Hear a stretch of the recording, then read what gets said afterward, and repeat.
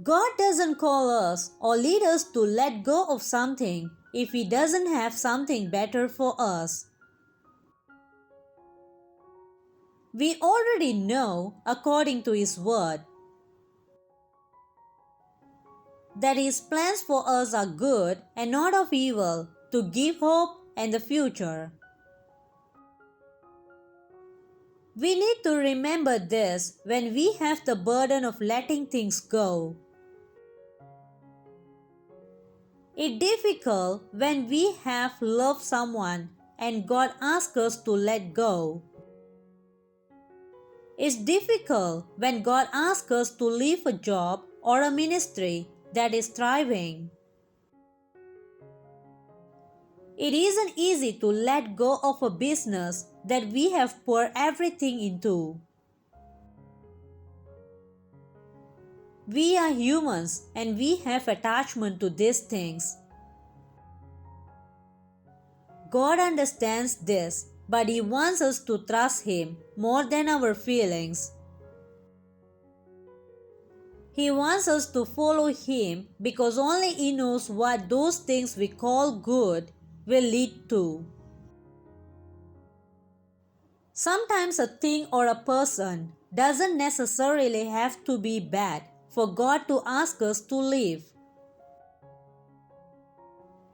What matters the most is the will of God. As the Apostle Paul says, all things are lawful, but not all things are beneficial because something looks good or feels good. Doesn't mean it will benefit you.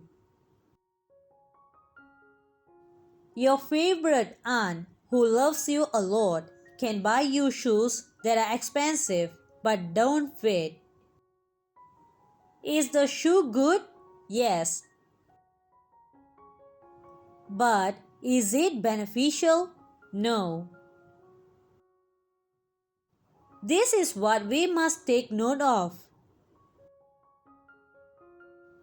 We don't need things that do not contribute to our life in any way. God sees far beyond what anyone else can see. So when He speaks to you, He knows what He is saying.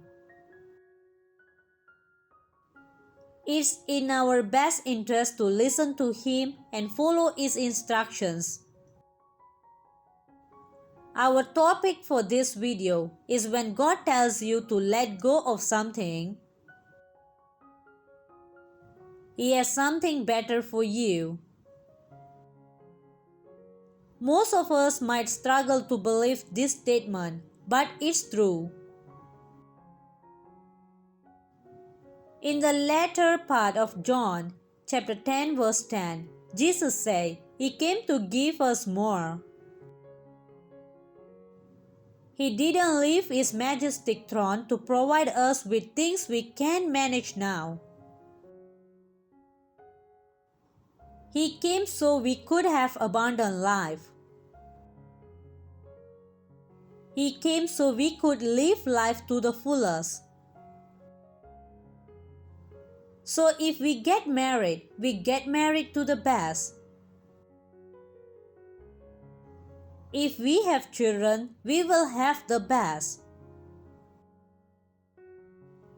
If we want properties and other things again, we will have the best. God wants to bless us because He loves us.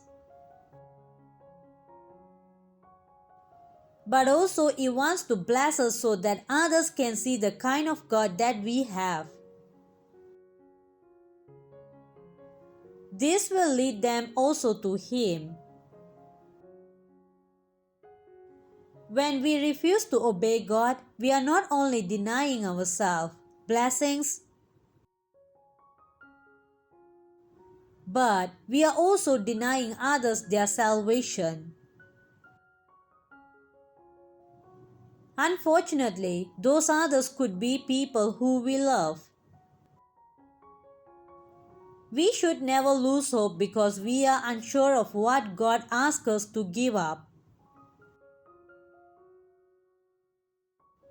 We might not get the full picture by trusting God is the best thing we can do for ourselves. A couple had started a food business years ago.